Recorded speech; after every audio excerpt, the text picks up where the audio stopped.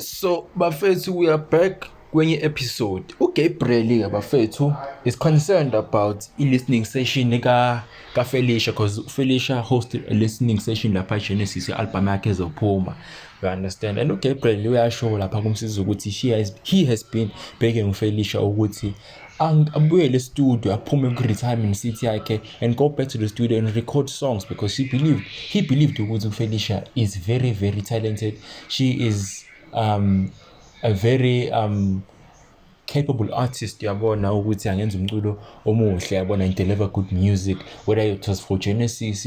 Nakhona futhi he believed ukuthi i-legacy ye-Genesis ubezoyivuselela if she only agreed to release music beno Gabriel and actually co-worked with Gabriel. But seems as if Felicia did not take i-request ka-Gabriel njengoba ebuyile-ke yena-ke esesebenza noBonko ingane yakhe, you understand. So celebrations in the house, congratulations are in order, you understand, for Felicia ngalo msebenzi awenzile ku-listening session yabo, performing for the people and advertising the album that she's gonna drop yabo. So uNoah niyambona yabona uNobuhle celebrating bacula lapha endlini, it's all fun, yabona bayahleka, it's all fun and laughs, yabona bamjabulele lapha uFelicia ukuthi uwenze kahle umsebenzi wakhe, uwenze kahle kakhulu.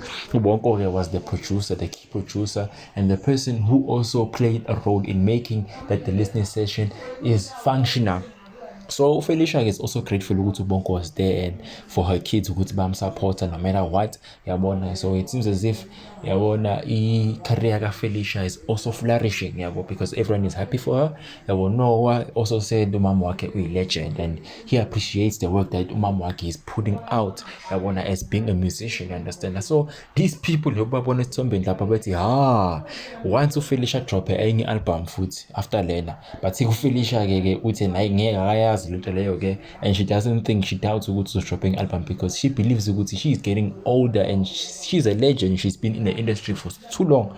So dropping album might be impossible, you understand. But ke uBonko uthi yena he will make it happen ngenkani, you understand. So also ngathi kuhamba kahle futhi naku-Ishmael.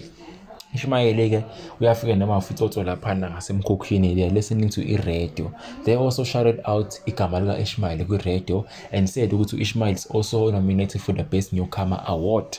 So kuhamba kahle laphana ku-Genesis. First it was uFelicia having to do a listening session, ngalena futhi uIshmael is also nominated for i-Best Newcomer Award, yabona. And it was all celebrations futhi nakhona lana, because uIshmael futhi naye bengakhona. I don't think Ishmael actually knew ukuthi he was going to be nominated, but yabona indlela, yabona nje isithombeni ayambona Ishmael ukuthi he doesn't believe akakholwa ukuthi how he is nominated and his name was actually mentioned for le ngoma kade beshayile nje not so long ago, you understand. Also I think he also has an album, if I'm not mistaken.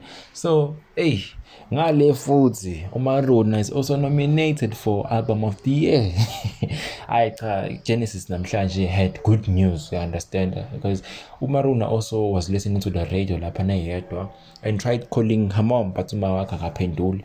So regardless of anything or everything, she continued celebrating ukuthi she's also nominated album yakhe, despite everything that has been happening nge-career yakhe nange-Genesis nange-album yakhe. But album yakhe naye futhi nominated kuma-awards for album of the year. So it's congratulations to Felicia, Ishmael, uMaruna.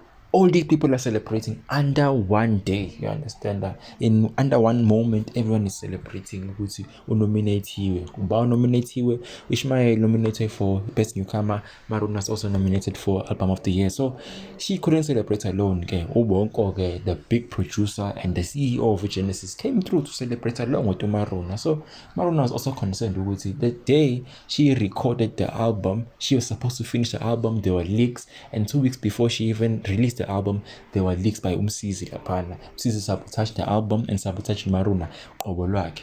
On the other side, futhi uPhila died when Maruna was in the process of making the album. So it's very sad, you understand that, because Genesis futhi was hosting a celebration party, uyabona, and Bonko wanted Maruna to go there as an invite, but Maruna, knowing Maruna ukuthi ayekho kuma-times amahle bano Felicia akamfuni Maruna can't attend the celebration, understand. So Bonko had to sacrifice himself, and it can't between them, banga celebrate about two, it's fine, understand. So continuing bafethu-ke uFelicia yabona, is receiving news from Unobuhle regarding Ishmael having to pull out on the nomination of the award.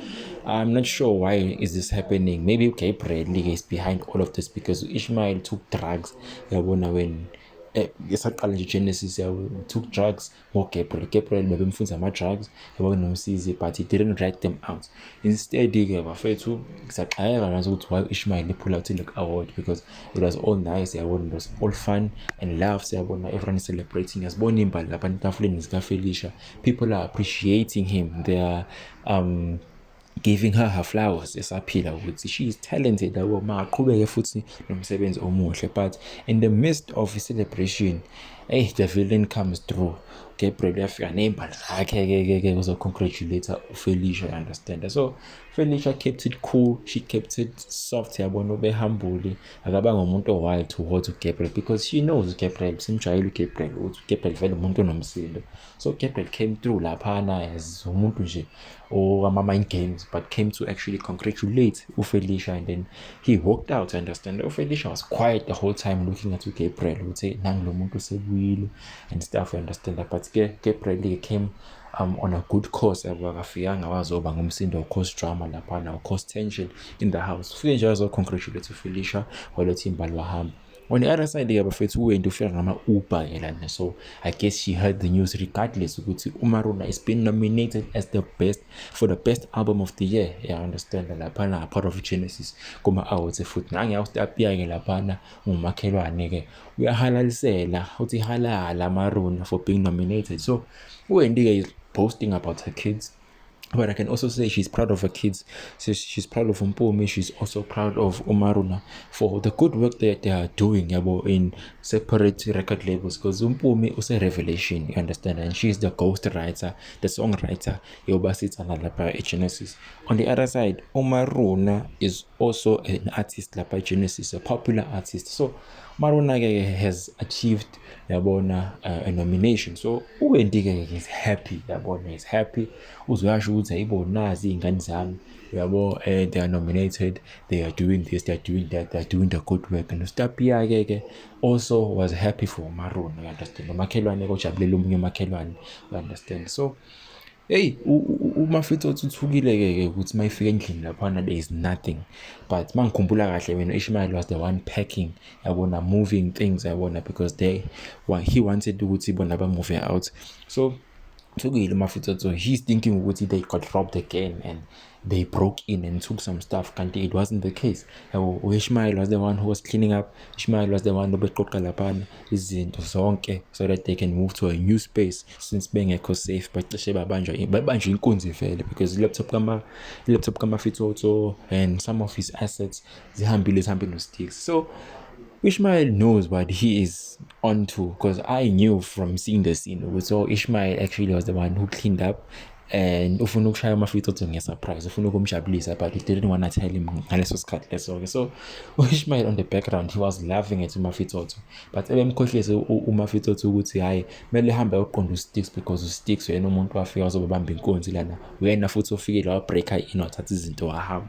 But Ishmael, you could see his face ukuthi he is laughing yabona, he is laughing at uMafethu and uyazi ukuthi wenzani ngoMafethu, you understand. He knows what he wants to do ngoMafethu yabona. Mafethu was serious yabona, he was fuming regarding his assets, regarding his materialistic things, you understand. He was fuming, he was angry ukuthi ufuna ukuthola uSticks and get his hands on uSticks. Kanti Ishmael knows his trick yabo, ngoba nimbona nje ehleko Ishmael uyazi yena ukuthi yena hayi wenzani, you understand. So Mpumi is back yabona, back on business, because I don't think was in a relationship no Gabriel I think umdampile and told Mpumi to get out yabona into zakhe. Angikho sure ukuthi Mpumi uhlala kuphi, yazi umhlala lapha kwaSibibengi or usahlala ku-apartment yedwa, akasahlala no Gabriel, because Gabriel owns most of the apartments awathengele uMaruna, athengele Mpumi and whatsoever. But Mpumi came on a good course to Gabriel, understand. And Gabriel futhi is grateful ukuthi Mpumi is one good songwriter osize ama-artist wakhe abantu abanjengoba sithanda basizile yabo to record music, to actually write new songs yabo and make hits yabo ngamaculo abhalwe uMpumi. But on the other side ke bafethu uMpumi got paid ngomsebenzi wakhe, bamnike imali uMpumi, imali eshisiwe. It wasn't mentioned ukuthi imalini, but ke because uGabriel une-power and u-rich, obviously it was a lot of money that was given to uMpumi ngemisebenzi yakhe yabona ayenzayo lapha na Revelation Records. Even though I don't like Mpumi under Revelation Records or associating with Gabriel, but I believe ukuthi she deserves that kind of money because usebenzile yabo giving songs to people and ama-artists that's a Revelation. So moving on, it's all toasts and celebrations lapha na Genesis yabo, all toasts and celebrations lapha na Genesis, but ke they are celebrating the nominations, they're celebrating the listening sessions aka Felicia yabona, because Felicia also did good yabo in terms of like her having to cast on or market or advertise i-album yakhe, because I think in her album Umfazi Kamfundisi is also yabona part of it. Nangalena futhi I also think ukuthi Rebecca Malope, the legend, the gospel legend, was also part of the album yabo. So it's massively huge, you understand, to celebrate such yabona. Umsebenzi omuhle mawucelebrate mawubungazwe ngesizulu yabo, because yeah, a lot has happened lapha na Genesis. Ngaleyo Maruna also yabona is flourishing, got nominated, Ishmael got nominated, but kusenjalo ke bafethu, things get worse, things get bad. Kufika amaphoyisa ke laphana, of which once again I believe ukuthi Gabriel was part of framing yabona. Gabriel ayifuni Genesis, we all know that, you understand. So he saw ukuthi okay, a lot of people are doing well lapha Genesis and a lot of people are getting nominated to Genesis, but the only way to actually stop Genesis from shining or flourishing is to go there and plant ama-drugs, you understand, because Gabriel was associated with drugs benomsizi benika Ishmael ama-drugs. That's why Ishmael used to flop lapana on stage, understand. So I'm not sure who Felicia is calling. I think kufanele uLetlotlo, I think Letlotlo is a lawyer about to come and actually defend him, but Letlotlo is not answering his or her calls, I understand. And I'm a journalist akhona lapana, of which I do think nakhona athungele uGabriel, you understand. So we are sure lapana ubonke ukuthi there are some people who are framing them, trying to bring them down yabo, abawazi bona ama-drugs, kodwa amaphoyisa akatholile i-package and they don't believe anything that Genesis has to say, understand. So moving on ke bafethu, congratulations to Ishmael Mafitoto for moving into a new space yabo. Mafitoto ke was worried for a minute ukuthi izintshontshiwe into zakhe, kanti Ishmael had a surprise for him. So these guys have a 2-bedroom apartment manje yabo, and it looks proper mangibuka, it looks proper. They have a 2-bedroom apartment, you understand. And congratulations to the two yabona. They've been through a lot. They were vendors selling things in the streets. I was singing in the streets to be acknowledged. You understand? And moving on, as you can see, yaqhubeka ke daba yabo yamaphoyisa. Yabo amaphoyisa ke vele ke have set up a statement ukuthi bafuna ukubopha uFelicia noBonko, especially uBonko, because they found drugs on the CEO's table, and we all know ukuthi CEO uBonkosi, understand. So eventually Gabriel went there or spied or actually sent someone to actually spy on Genesis and tuck in ama-drugs lapha na etafuleni lika Bonko. So the police found the package and the journalists are actually pushing the story through, you understand, that they are also putting fuel to the fire, understand, and adding more fire into the problem. We understand that because this is a huge problem for Genesis. They might even lose nominations, they might lose endorsements about that they have earned. Gabriel, the mastermind of everything, is celebrating everything. So this is what happened bafethu Genesis episode 10 namhlanje. Don't forget to like, share, comment and subscribe bafethu. Should be like Genesis. If you're not watching, angazi wenza.